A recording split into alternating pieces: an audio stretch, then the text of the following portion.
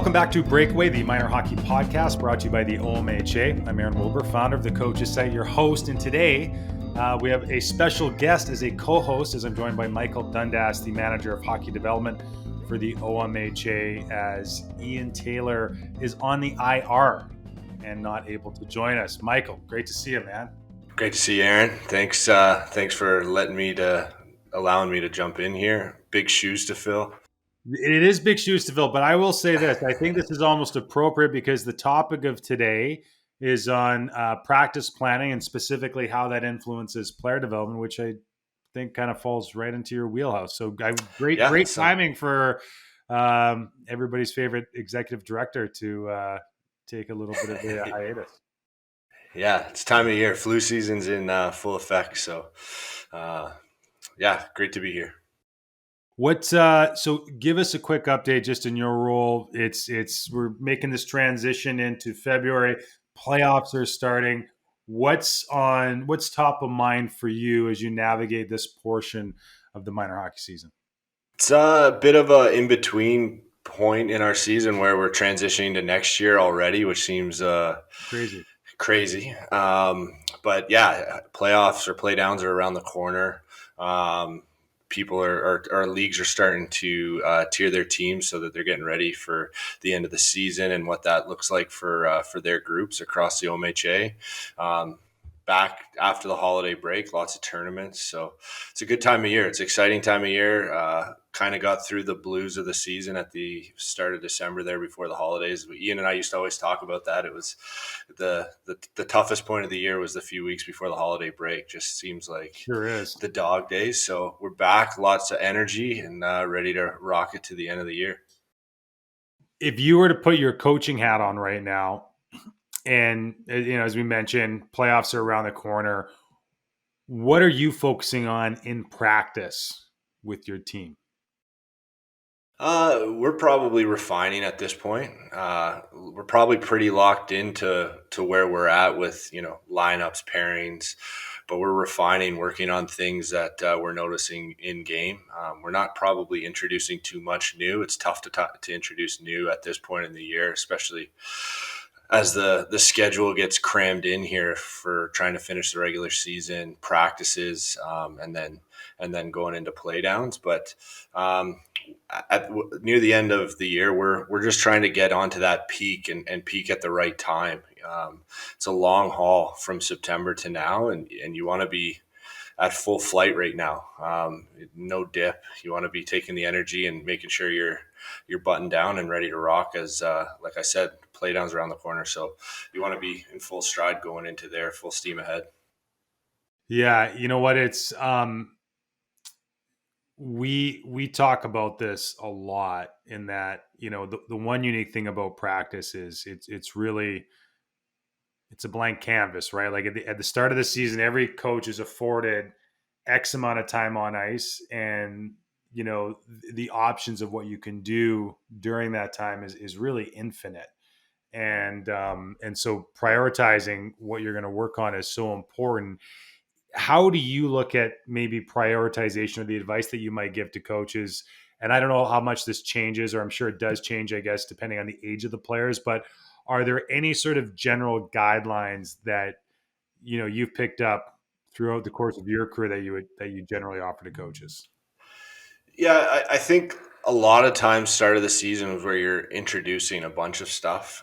You probably have more focus on skill development, trying to, either introduce new skills depending on the age. Or if you're at the younger age group, you're probably introducing more skill for your players and athletes so that they can, execute in the way and style of play you're going to try and play as a team and introduce as a coach. But I think at this point, you're probably refining skills, introducing concepts that, as the player progresses into next year, they've been introduced to. They might not be nailed down, they might not be perfect, but they'll have an understanding of where they need to be at next year. But at this point in the season, you're really refining and probably not introducing too much new, and you're scaling back. You're probably going to the well, keeping a few buckets of drills that you're going to be keeping familiar with the players so you can maximize your time on the ice, and players are familiar. You're not trying to introduce a new drill and having to explain it a couple times and kind of work through that flow for a new drill. At this point, you're probably staying with familiarity and refining and adapting and tweaking as you see fit. Maybe it's who you're playing next. You're going to change a little bit or work on something because, the opponent you're playing plays a certain way. So you're going to have something in place that enforces how you want to play coming up and moving forward. You mentioned the bucket of drills. Man, this fascinates me. So like we know from our end that coaches they want lots of drills, and there's this attraction that, gosh, the more drills I got in my bucket, the better coach I am. And I mean, the one thing that we've learned is, working with the coaches that we work with, is like drills are a dime a dozen. Like just because you can go on YouTube and watch a Michelin star chef make a Michelin star meal doesn't make you a Michelin star chef. Correct. There's a lot of nuance. There's experience. There's craftsmanship involved. Um, and knowing the details inside the drill, like that's really what matters. Like how would you sort of advise, like how many drills does, say, a U11 coach need? Do they need like an infinite amount, or what's enough to get by on? I mean, I think like when we were coaching Ian and I together, we probably had, you know, a foundation of like 20 drills, let's say, and we would change them up. Yeah. But then we'd introduce new progressions, or we would introduce, instead of picking the puck up on your forehand, you're picking it up on your backhand, or you're pivoting this way. Maybe you're not opening pivot, like doing an open pivot, and you're curling. Like we would introduce progressions into the same foundation of a drill, so that the understanding and the flow and the concepts of the drill are in place. The players understand it. They're comfortable. Now you're just, changing their comfort zone a little bit, because now they're, chipping off the wall, or maybe they're going to the middle, or crossing. Like you're just changing it just that little bit. And so that means, for me, you don't have to have millions of drills. You don't have to be on YouTube every week trying to find your next practice plan. You can have Just go on the five or coach's six. site. You Go on the Yeah, coach's yeah. site. Go to coach's site, pull 5 or 6 of your favorites, and throw them into your practice plan, and then Yeah. yeah, adapt from there, like as you need to. And if it is, just a progression or another step, maybe you're adding a shot, maybe you're going to the point and getting to the front of the net, whatever that looks like. But it's still the same foundation. Yeah. And you know what? That's probably, I would say, my biggest learning going from coaching, junior and in university hockey, and then spending time in minor hockey, was that, all of a sudden when you get your two generally 1 hour practices a week, is that with older levels, you can introduce a new drill and the players pick it up pretty quick. They understand the details, like they're actually getting stuff out of it. But in minor hockey, there's almost this process where when you introduce a new drill, it might take 2 or 3 turns in it just to really get the drill and then to get the details. And I would say that, my probably number one piece of advice to minor hockey coaches is, like, to your point, you get your 20 drills, like don't do one week and then go back to it like 3 months later. Is like kind of break your season so you could like measure your team. Are we getting better at the drill? And that means doing it consistently, maybe over a certain period of time within a season, and actually get to the point where you can go to the players and say, hey, we started here, but look how much better we're doing now at this specific, component, detail, tactic, whatever. So I think, yeah, in a lot of cases, less might be more when it comes to how you structure your practice. Yeah, definitely. I mean, I know there was practices we went through, you'd have like 6 or 7 drills, and you'd get to 4 and your time would be up, but it'd be Oh okay yeah. because we spent time on a drill so that we would get it, we nail it down. I think the big thing being around the rink, and not necessarily being a coach with a team, but just being around the rink, seeing practices, seeing coaches working with players. I think a big concept is, it's okay to stop a drill. Like you don't have to go through the drill and be okay with the drill having mistakes and players not executing properly, because then it defeats the purpose of that drill. It's okay to stop it, talk through it, show players again, reinforce the key concepts of the drill. And I think the other thing for coaches is like have a theme, or have, an idea of what you want to accomplish with in your practice. I mean, it's okay to have I mean, I think seeing coaches that just throw practice drills together, like they pull 5 drills they like, but they don't connect. Like players will come away going, like, Oh, what were we trying to get through? Are we just doing drills to do drills, or are we trying to are we trying to figure something out here? So I think that's a huge thing too, is that coaches really need to understand that like the start of your practice needs to connect to the end of your practice in some shape or form.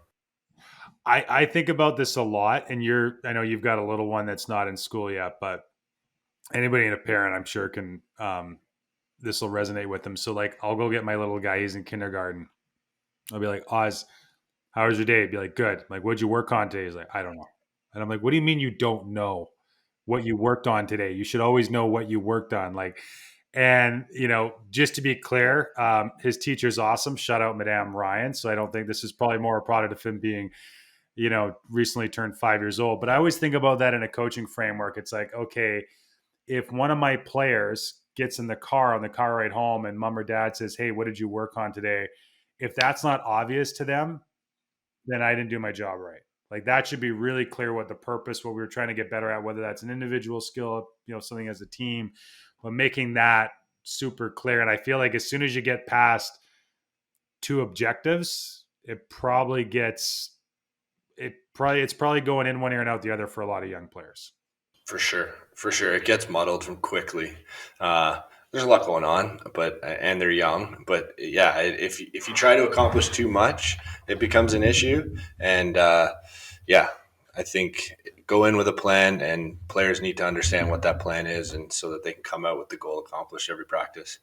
Well, listen, I'm really excited about today's guest. We've got TJ Manners-Tursky coming on, who's the head coach at Brock University. And I think what is really unique about TJ is that, when we talk about being a career coach, I think this is someone that has sort of come up the ranks, and coaching's really become a craft. I know that he is a lifelong learner.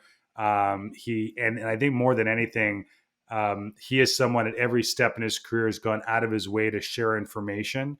And again, I think that so often, coaches want to share things in the light of, this is right or this is wrong. And I think um, what's great about TJ, he's all about like, hey, there's not one single recipe for success. It's really about getting access to a lot of information and refining and finding what maybe best fits your coaching style, the level of player you're working with, etc.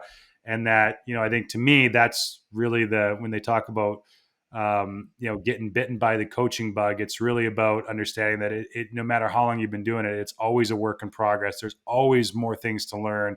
And as you work with different athletes, your approach generally is going to have to be adapted or changed over time. Yeah, I couldn't agree more, Aaron.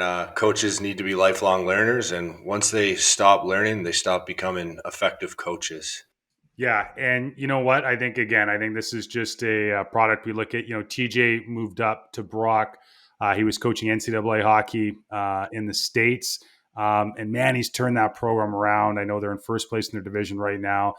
They're ranked nationally, and again, I think this all goes back to, coaches with a plan that have a clear framework that ultimately, with the right amount of runway, they're going to make a significant impact on their teams and their athletes, and ultimately that's what we want. We want positive experience for kids, and that all starts with creating the right learning environments. We'll be right back with TJ Manners-Tursky, the head coach of Brock University. We are back with TJ Manners-Tursky, head coach of the Brock Badgers men's hockey program. TJ, good to see you, man. Yeah, always great to see you, Aaron. Thanks for having me. So year two at Brock, you're 19-5. You're ranked in the top 10 in Canada. My understanding is we could be a couple wins away from breaking a program record. Can you point to anything? I mean, this has been a considerable turnaround. What would you point to as far as the team success this year and allowing you to accomplish and have the type of season you're enjoying right now? Well, we're building off of the work we put in my first year, and it's on the backs of a lot of great players that were already in the program. They were very receptive to me coming, and in many ways, The leadership group in particular had a hand in that process, right? Because they were part of the interview process. So you're coming into an environment where immediately they're receptive, they're open to the coaching because they picked you, and so that part, That's so interesting, really. And sorry to cut you off, yeah. but that's yeah, what a Well, makes they weren't yeah, alone, right? Like they weren't the only people, but they were part smart, of yeah. that process and had a say, right? Yeah. So you go into that at least with some confidence that hey, at least on day one, they're happy to see me, That and helps, yeah.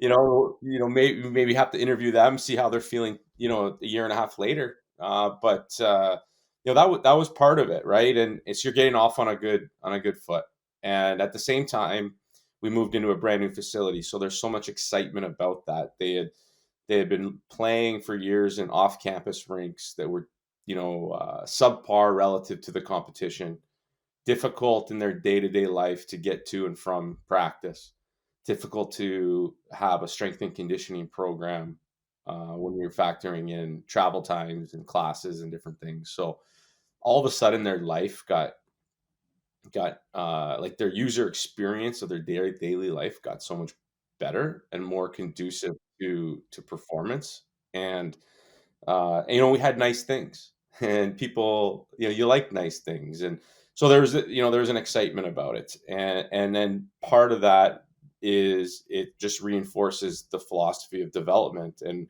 we want to be a program where players are coming to that, strive to keep playing beyond Brock and want to be the best player they can and still see runway in front of them to improve, and see Brock as an opportunity to do that and to achieve goals further down the road. And when you can provide a facility and a structure through the university and through the coaching staff that supports that. So for example, like strength and conditioning, we have an unbelievable sport performance and sport medicine department at Brock that we get to tap into with world-class coaches for our athletes.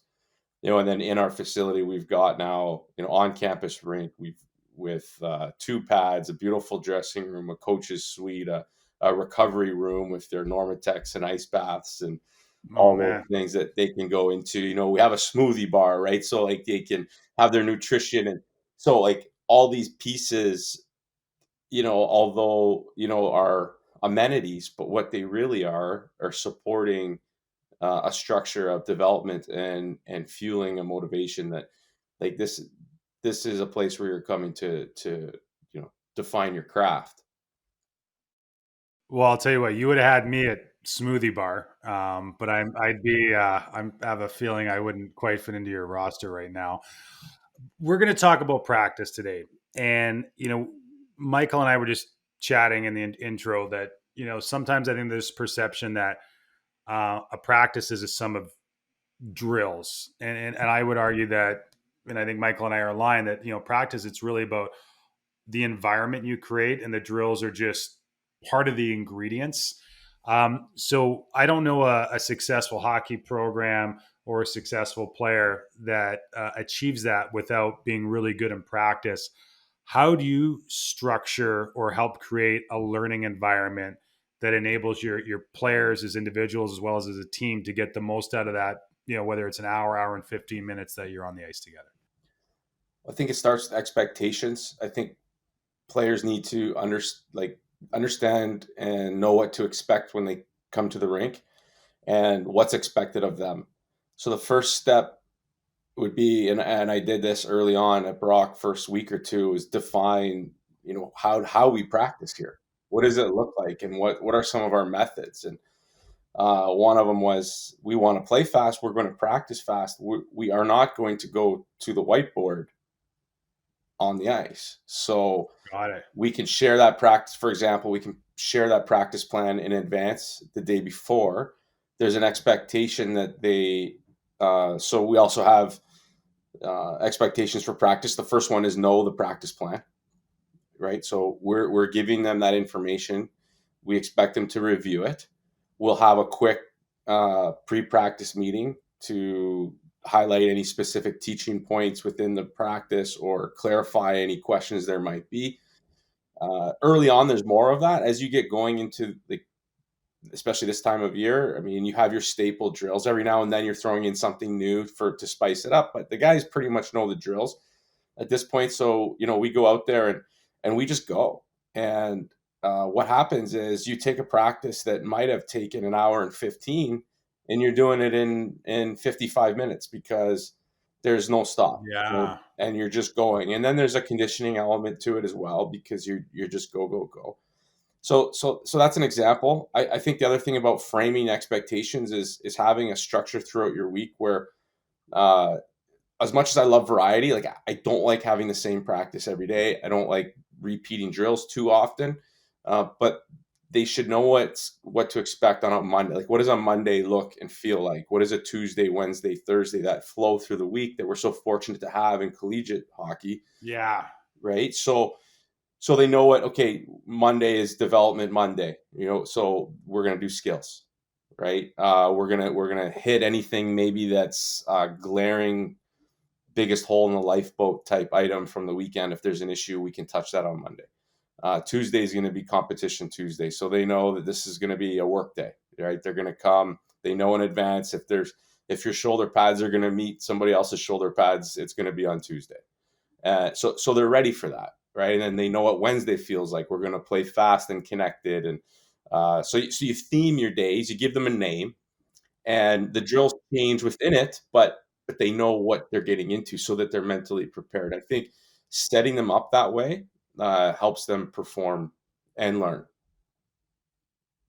TJ, you touched on something interesting. Aaron and I were talking about it, like you said in the intro, on not necessarily reusing drills, but setting expectations so your players know kind of what to expect in practice, have some familiarity. What, like, in a typical year, and Aaron and I talked about it, like how many drills would you utilize throughout the season, and how many would be kind of commonplace in your practices, or and maybe tweaked, adding a progression, or just changing to style of player, things you have to work on? It's a great question. I've never counted them to know, and I may do that later because I'm curious. Uh, I'm gonna guess it's in the 20s, 20 something drills. I hope that's an accurate estimate. But we That's have, all we need. yeah, we have. I mean, we have our staple drills. There's drills that I go to that I like. But to your point, many of them, if not all of them, can be tweaked and modified to meet your needs of the day or of the week. Whatever those themes are. So, as much as we theme the days, we also have each day essentially learning outcomes. So there's things that we want our players to understand or know how to do Do you while list your day's that? over. Pardon me? How do you communicate that? That's really interesting. So Like, say on a competition day, what does that look like on Tuesdays? What would some of the outcomes be? yeah, so that might be, for instance, that could be stick down arrivals. So when you go into contact or into a confrontation for the puck, uh, we're focused on making sure your stick is down when you go into that confrontation. A lot of times, what you'll see is guys go into contact and their stick is in the air, and they might lay a hit, but you know what? That defenseman still made that breakout pass, and they're going the other way. So that could be an example of a habit or I guess a tactic that you're emphasizing that day. So the way I communicate that is we have a section on our practice plan called KGB, for keep getting better, and that's just how we phrase. That's essentially it's our points of emphasis. So however you want to sort of package that up for your players is up to you, but essentially it's a learning outcome. So every practice, I believe that you should have one or two, three's probably too many, outcomes that your players should either, if it's a concept that you want them to understand it, or they've improved a habit, or there's a skill they're working on. Like, what is it that you're trying to accomplish in this practice, and build your practice around that. It's interesting. So you talk about getting the hour and 15-minute practice down to 55 minutes. And so now it's something that you can measure, right? Which I think is so important in all of this, that you can, versus the eye test, but saying, yeah, we can we can validate that we're getting better, in this particular area. And it reminds me, years ago, I was coaching junior B hockey out here in BC, and we had and I did this summer training program. We had a kid that was playing for the Medicine Hat Tigers at the time for Willie Desjardins. And I remember, I'd be checking in with him, and I'm like, how's it going? It's his rookie year, and he's like, man, it's crazy. Like, we only do like 6 drills every practice. We do the same things. I'm like, there's no way. And he's like, well, they're a little bit different, but years later, having the opportunity to chat with Willie about that. And I thought this was interesting. He said, we talked about, he goes, we knew we wanted to play faster, and we realized the biggest barrier, if you're going to play fast, you got to practice fast. And the biggest barrier to practicing fast was the coaches, i.e., you got to move the pucks around to set up a different drill. You got to go to the whiteboard. So we said, how can we remove those areas of friction? And we realized that if we keep the pucks in the same areas, we don't have to move them. So now we're going quicker from drill to drill. If we do drills that we can name and the players know it, might communicate one little tweak. And I just thought, man, it's brilliant stuff. So my question would be, what might be some of the strategies that you've adopted around just creating efficiency, both from a teaching perspective, but also in terms of how the players grasp the information? Yeah, well, you mentioned a big one, which is the sequencing of the drills. So the order that you do Yeah. them and your drill selection for any day, any learning outcome you want, there's several drills that will accomplish it. So, sometimes myself and the coaching staff will be discussing, batting around, which one of these 3 drills should we do? And one of the things to consider is, well, what is the drill before it and after it? And what's the logical flow of that practice? Like you're saying, Yeah. moving pucks is a great example. So that's certainly an important one. And in the younger ages, the transitions, like, so I have a U7 and a U5, so I'm coming up through it with them, with my boys, and you're seeing the transitions between drill to drill or activity to activity is like, that's where you're losing them. Like, they're gone. Like, all of a sudden you got 15 kids and they're everywhere, right? So having a plan for how you can get from one to another, but it's the same thing at Brock. We have to think about that. How are we going to get our guys from one drill to the next? And that's one. I think just being very organized. I think people underestimate in general how long it takes to plan a practice appropriately, Oh, and that yeah.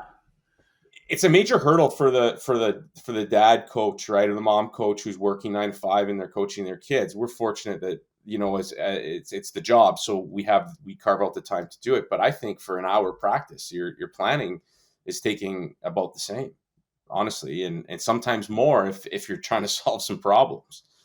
So making sure every coach on the ice knows exactly their role in every drill the entire day to help facilitate the learning, like you're saying. And they have to know what those learning outcomes are and how each drill contributes to what those outcomes are and how they can help support that. So, you don't want to have all 3, 4 coaches, whatever you have, just standing at center ice, like this, just watching it. Like, we want to be active. We want to be spread out. We want to be reinforcing these things. So you don't have to blow the drill down every time there's an issue.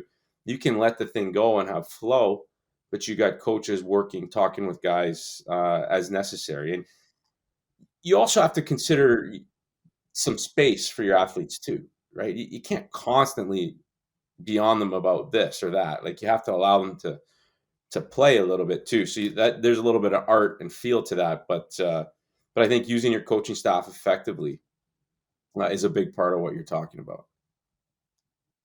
Yeah, TJ, in a typical practice planning session with your staff, like, what does that conversation look like? How, obviously they're like heavily involved in that process with you just based on this conversation, but what does that look like? Just and how could you simplify that for, like you said, the volunteer dad on a Tuesday night at 7 o'clock with their group, just so that they're have their staff on the same page, their players are ready to rock when they get to the rink?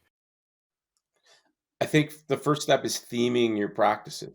So if you have 2 practices a week, on practice 1, maybe it's skills. We're doing individual skill development. Practice 2, it's going to be team play. Just by doing that, you're not creating a new thing from scratch every time. Like you're already a head start. You already know, okay, this is a skills practice.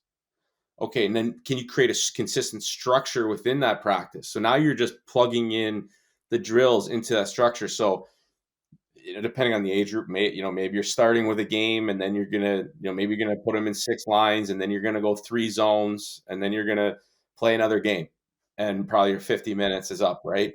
And but now you know what that structure is. So you've already just cut out 20 minutes of banter trying to figure out what you're going to do that day, and you can get right to which one of our staple drills are we doing. Are we perusing our different resources for other inspiring drills, and that's, I think, a good way to make that process more efficient.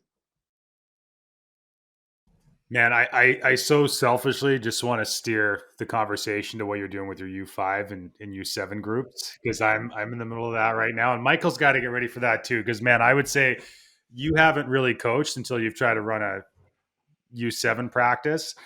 And I'd be curious, like this is, and I think this is just worth sharing because this is just something that I've gone through this year. So for example, like I run in the town that we're in, Squamish, we got one rink. So we got 48 U7 kids on the ice at the same time. So when we first stepped on the ice, I was like, this is impossible.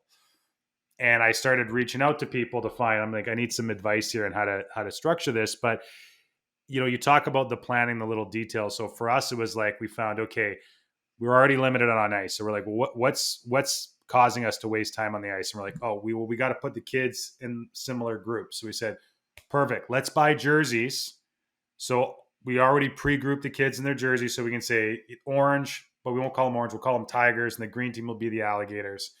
So we've that part's done. We just saved ourselves 7 minutes. And then we said, okay, water break. So we set up our stations, and then we're like, well, we'll schedule a water break. Well, then we're like, getting 48 5 and 6-year-olds to go get a drink of water at one time is absolute chaos. Like it was really tough to get it back. So we had to say, okay, we got to figure out the water breaks.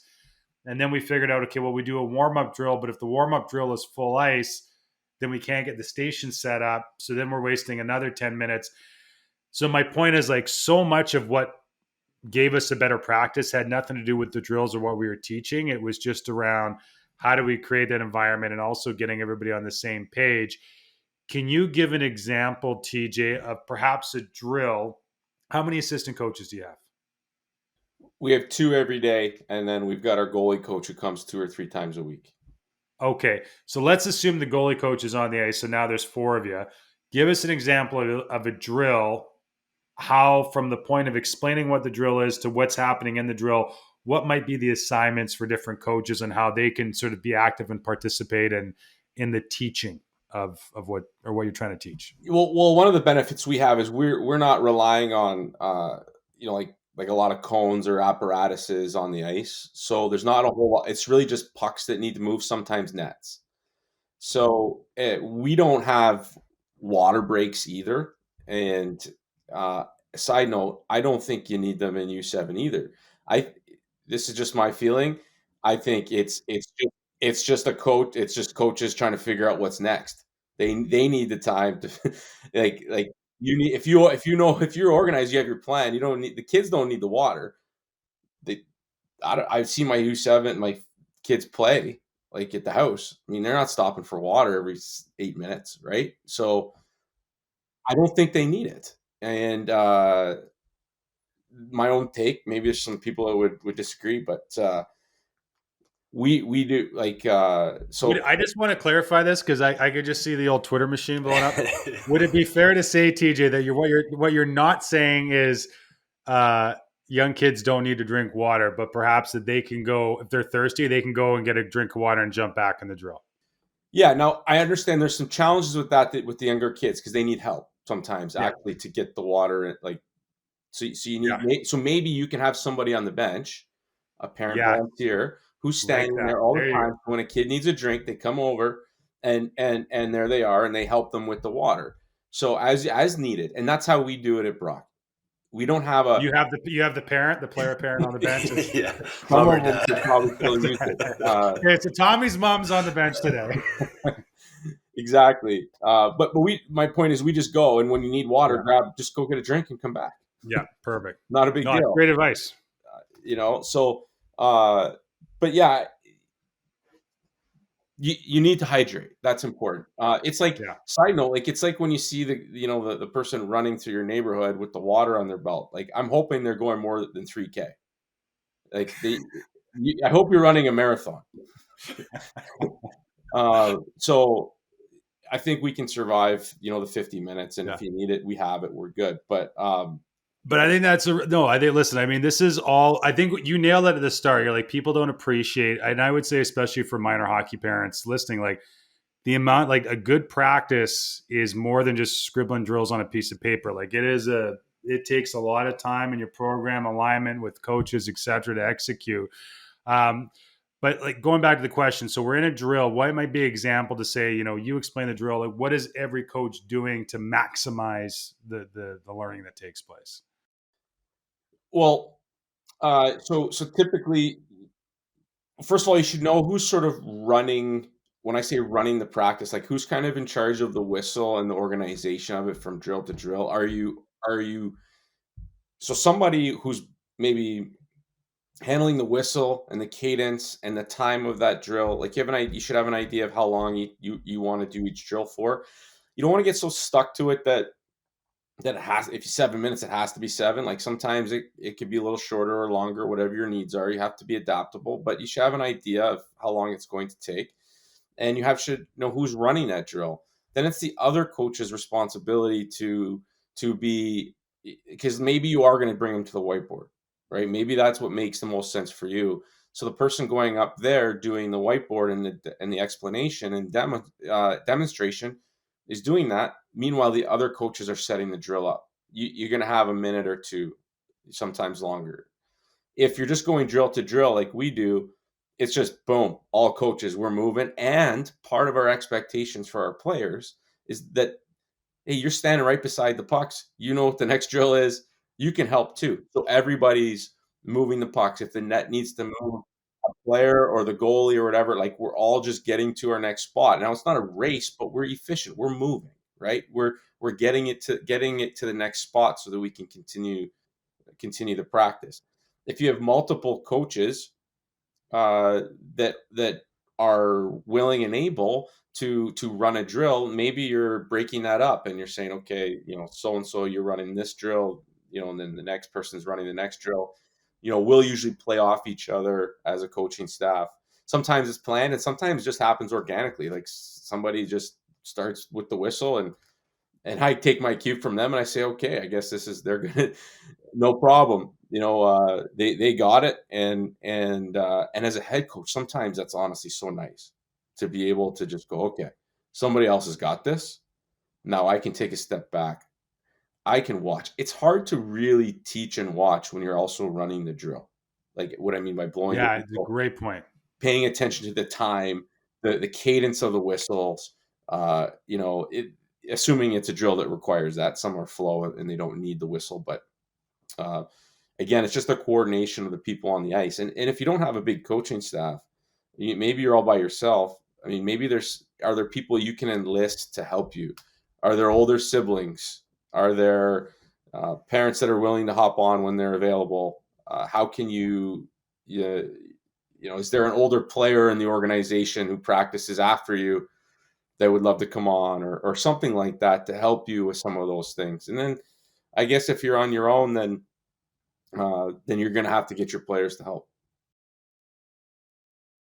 TJ, you talk about efficiencies in practice. I mean, one thing we talked about before was, or I guess something on kind of that I look at a lot is coaches that are necessarily, maybe afraid to stop a drill and reset that drill and reinforce the key points of that drill. Like, in your guys' practices, how often in a 50-minute to an hour session would you stop and reinforce? I know your players are much more efficient than maybe the U11 team, but is that something you go through with your players, where you stop and break it down and say, like, this isn't going the way we want it to run, or we're missing the key point or key learning point in this drill, and reset with them? I would say that's pretty rare. because I Yeah. think there's a cost to that, and the cost being time, starting back up, disrupting the rhythm. Sometimes it's necessary.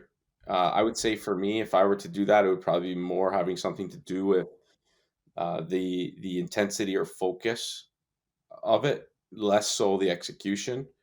And I think you have to allow your players time to sometimes figure it out a little bit. And it's okay if it looks a little messy and you give them a chance to figure it out. That's actually a ton of value in that. It gets uncomfortable as a coach because it doesn't look great.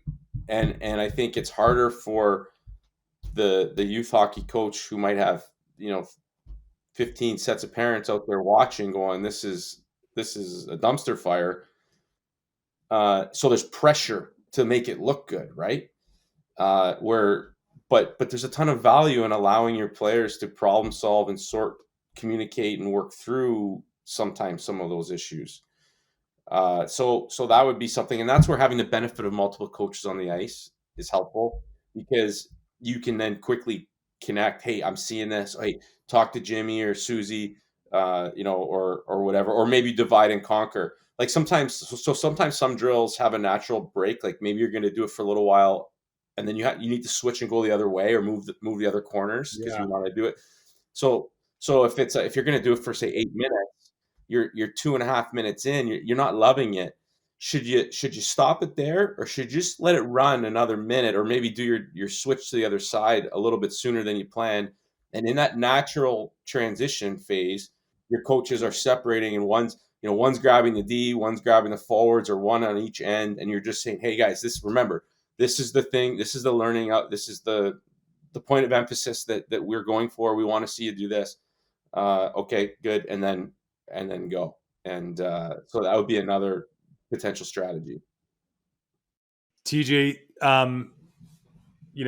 outside of the parents that are giving out water at your practices, if for those coaching minor hockey, I think you hit on a really important point, and I think that it's natural that at the minor hockey level you start coaching to appease the parents versus maybe what is in the best interest of the players. What would you suggest in terms of, you talk about, like, for example, having the themes to the day?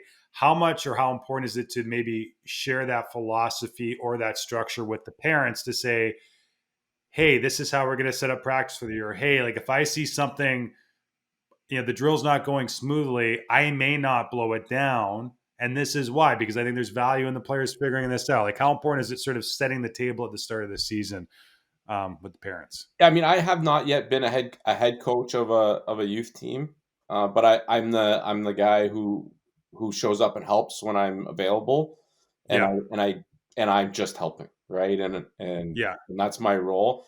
But if I were, I think that would be very important, and certainly part of the whatever that first meeting is, just so they understand the why. I mean, people don't know why you're doing certain Yeah. things, and everybody judges. Like I'm a coach, I know how difficult it can be at times, and I'll watch a practice, and the first thing I'm doing is judging the practice. I'll be watching Yeah. my Yeah. best friend's coach, and I'm judging them on their decisions of like why are you playing this guy? Or that's a bad line change or whatever. And I think we're all guilty of that, or at least I guess I am. And so the thing is that nobody watching has all the information that the coach does. The coach has the context, he knows the players, he knows what he's trying to do, and so forth. So I think you make a great point, Aaron. I think that should definitely be part of it. And because I remember we had an experience early where one of my first practices with my U7, I was so happy because our coach was playing games. So I'm looking out, all the kids are having fun, they're working hard, they're all moving, and they're loving it. And then someone says, they're just playing games. And I'm thinking, what's your expectation? Like, I don't know if we should have been lining up for face-offs, or what we should have been doing, but I personally was so relieved. Like, I'm fortunate. My sons have great coaches, and they're Yeah. in it for the right reasons, and they do a great job. But uh, yeah, I think that communication with the parents is probably very critical.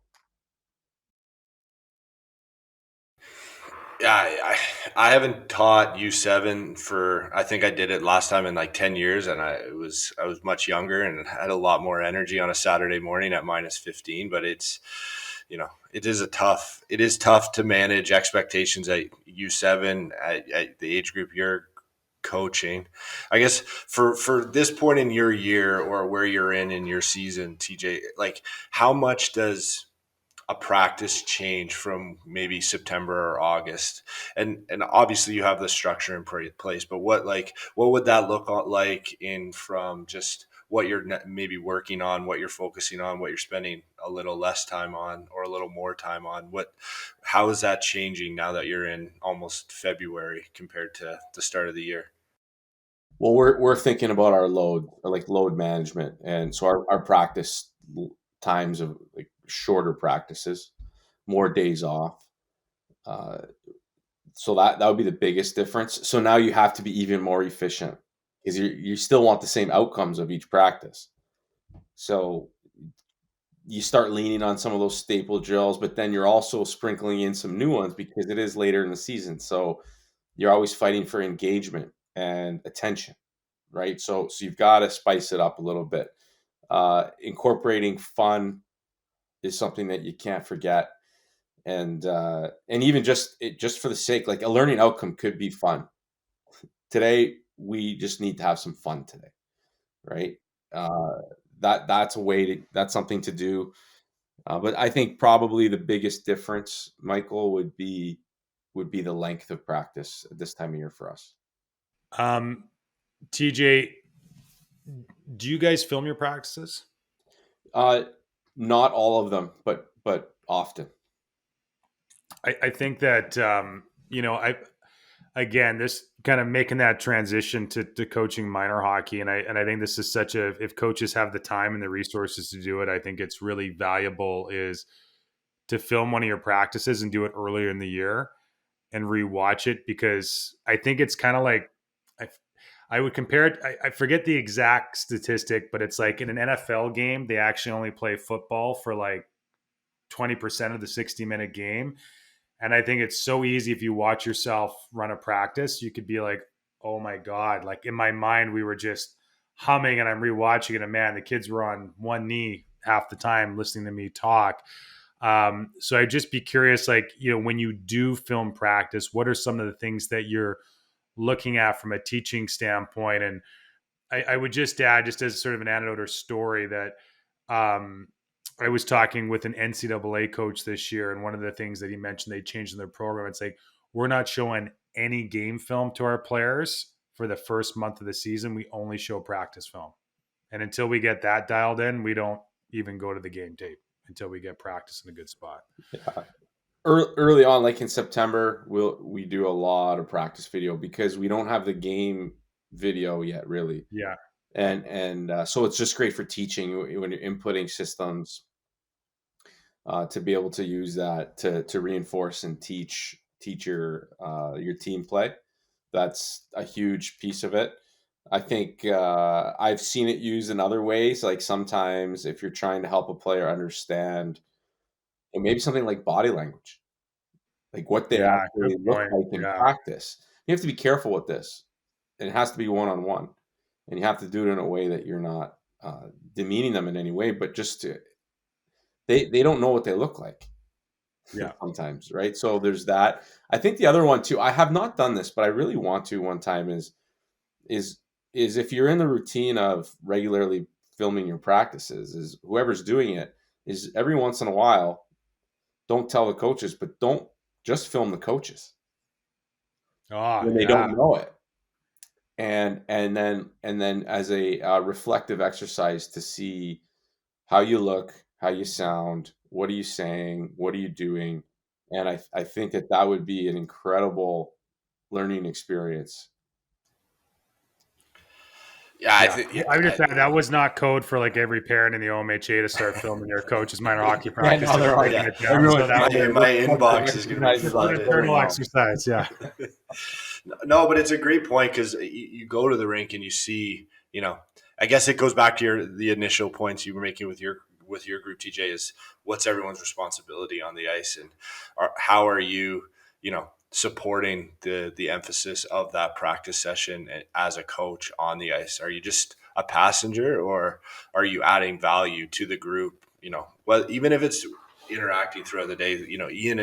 When Ian and I coached, it was nice when one of us was running a drill because the other one got to go and engage with the player. And it might not have anything to do with practice. It's just, how's it going today? Like, how's school? How's life? Just like making that connection. I think that's so valuable, especially at every age, especially with your group. Like, you have so much going on top of sport with life and academics. So I think that's a huge thing to throw to our minor hockey coaches is, you know, act like someone's watching at all times, because you want to be able to have an important influence on those players and their experience at all times. Well, the facts are somebody is watching all the time, and that's a real, honestly, a risk factor for coaches nowadays because Yeah. um, whether it's live barn or it's a parent or a kid, with their phones. I mean, somebody is watching all the time. Anything you do is, I'd say, likely to be captured. So, in the best of cases, that should help govern our behavior as coaches and and check us to make sure that we're doing things appropriately. Uh, and in the worst of cases, it's also just a CYA. Like, be careful what you say, how you say it, treat people the right way, and assume you're always being recorded. That's you know what, guys, like that's a great point. And without, I mean, there was a case in Major Junior this year where there was a video. A coach got suspended, and there was a no audio. There was just a clip that would appear like from a live barn, and they showed this interaction between the player and coach. And I'm watching it, and I'm like, this could be perceived as nothing at all, but you could also see where this could be perceived as something that deserves a suspension. But there's no audio, there's no context. Like, at the end of the day, I think it's such a great point, TJ, that coaches have to accept that at the end of the day, you might get judged on a piece of video with no audio and no context. So, like it or not, act accordingly. Absolutely. Um, can we talk about how do you name drills? Or is that something you consider in terms of how you name drills and just how that gets communicated or helps? Yeah, we name most drills. Sometimes it's just a description of the drill, like Yeah, 2v2 close nets. It's the nets close together and we're playing 2-on-2. love it. Would be an example. Then I got the Wise drill, which is named after Graham Wise, who used to coach a long time York University and Ryerson coach, that I took from him. So sometimes it's or I used to run the Middlebury 3v4 for a long time when I was coaching at Curry College. And after about 8 or 9 years, I felt, you know what? I think this is now the Curry 3v4. So I've changed the Curry 3v4, and we're at Brock. It's still the Curry 3v4 because I don't think we've owned it yet. So so sometimes it's a tip of the hat to the person or the team or whatever, wherever you took it from. For coaches that are adjusting their teaching, if the team is struggling or understanding a specific drill or concept, what are some ways coaches can kind of change how they relay their message, especially given we talk about U7 again, but any age in the minor groups, kids learn so differently between themselves. So how can a coach adjust the way they're teaching their group so that the key points get emphasized properly and the message gets across their team? Well, yeah, because the line that I go to here is from Jeff Meredith at Fredonia State, and he always says, "Message given does not equal message received," and it's really the message that's received that counts. So that happens a lot where you feel like you've delivered the message, but you can tell that it hasn't been received the way you intended it because of the look they're giving you or the way they're actually performing it and clearly aren't grasping what you're getting after. So, I think at that point you're into those, is it a one-to-one conversation with the person? Is it a small group? Depending on what it might be. we're this week we had a meeting with just our defense group. There's an area of our game that we're working on, and we want to help them with that. And we felt it was necessary to get the whole group together and a little bit of video, a little bit of chat, and get some feedback.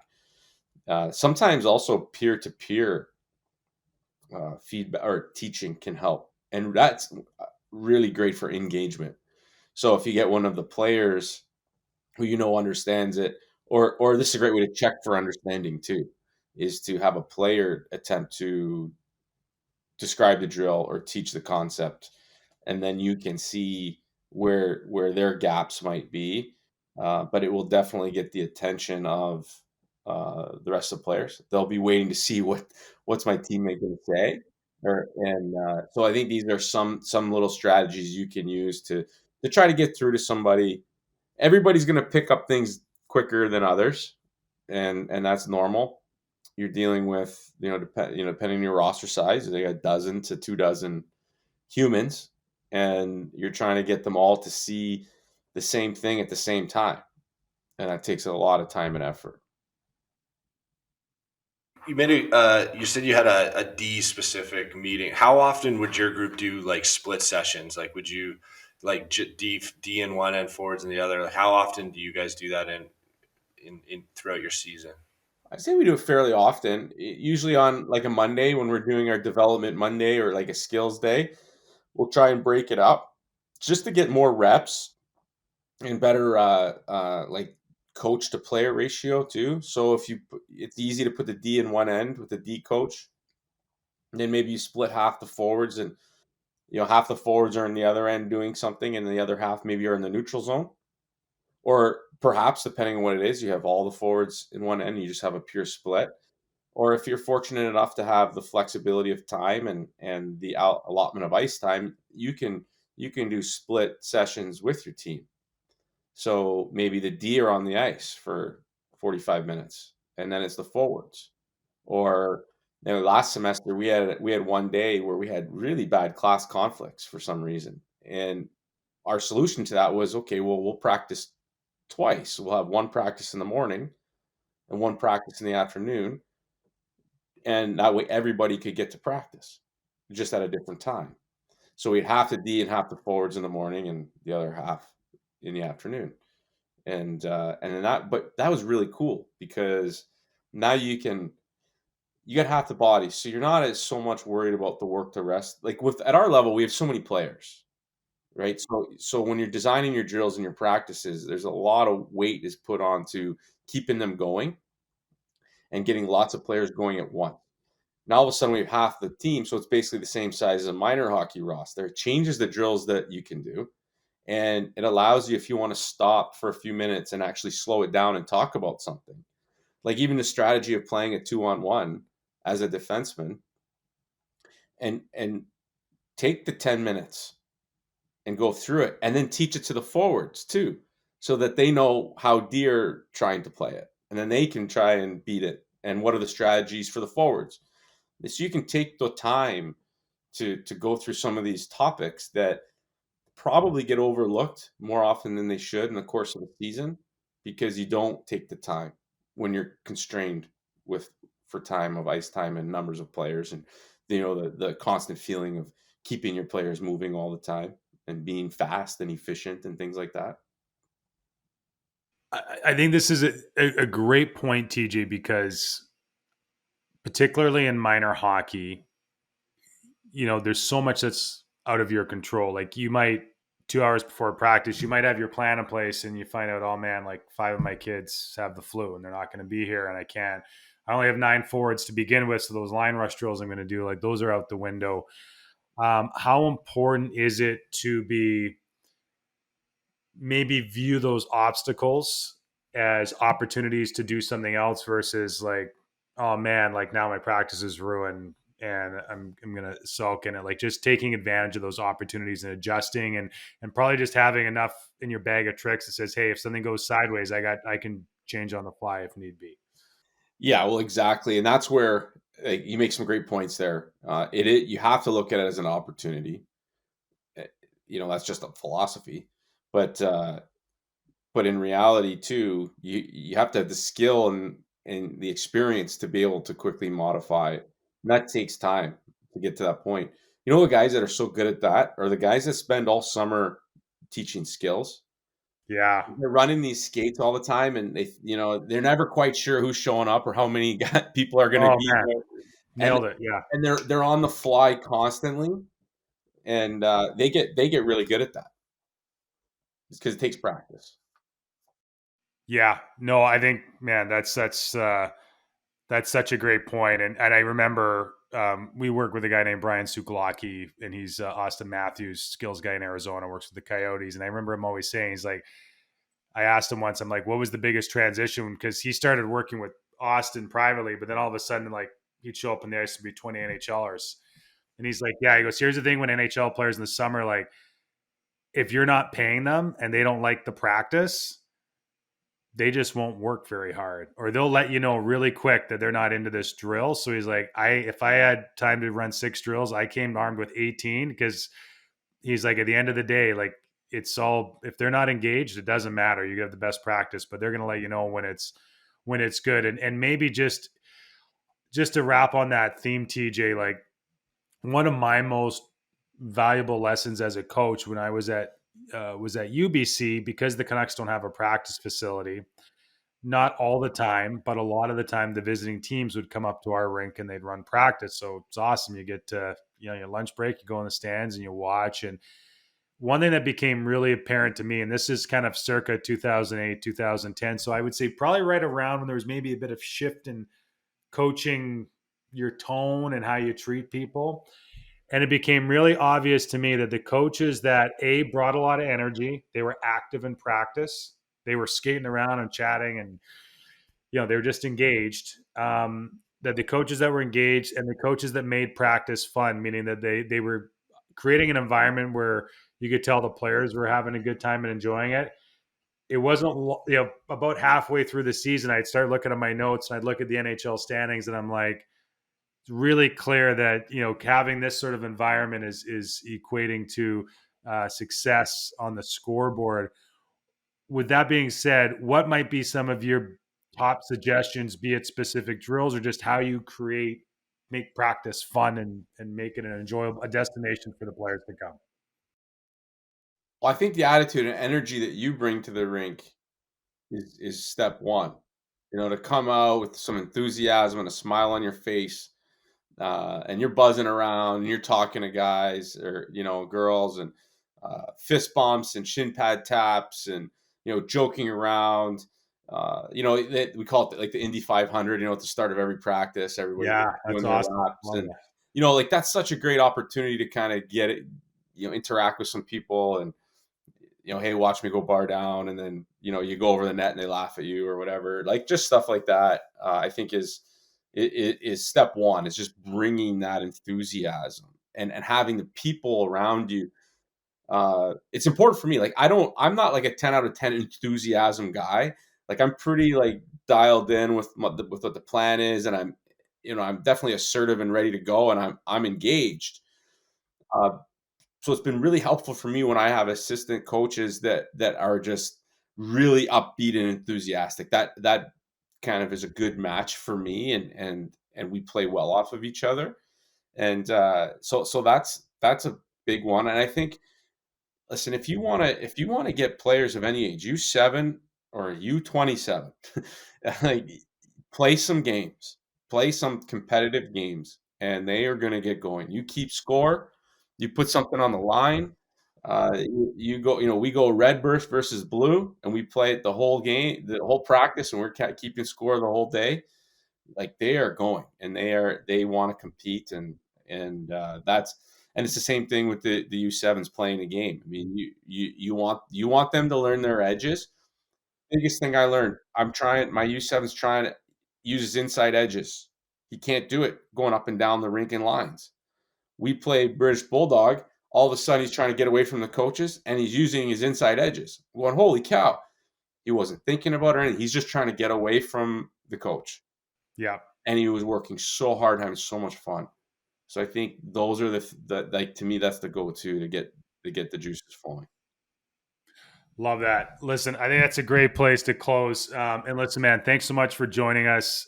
Congrats on your success, your program success. I think you just some really exciting things. And I would just point out too, I mean, I follow you closely, and I think that I think so much of what you've built there isn't about just the on ice. I think celebrating just the pageantry around the program. And when I, again, watching from afar, it's not lost on me that you've created an environment where the players, I would bet, feel like they're a part of something greater than just being on a hockey team. And I think that's such a big part of coaching. I'm going to give myself a shout out for, I think, saying your name correctly. And I took a lot of tries to nail that. So pat on my back. And and I would also leave on this public service announcement to anybody listening. CIS or U Sports hockey is the most, it's a hidden gem. If you live within a Canadian university and you haven't taken your kids to a game yet, you're going to be blown away by the caliber of play, the athletes, and the quality of hockey. So just, yeah, if you haven't taken an opportunity to do that, go cheer on your local U Sports hockey team, because it's great value. It's great entertainment. TJ, thanks again for your time, man. Appreciate you. I'm grateful for everything you just said, Aaron. Michael, thank you for having me on.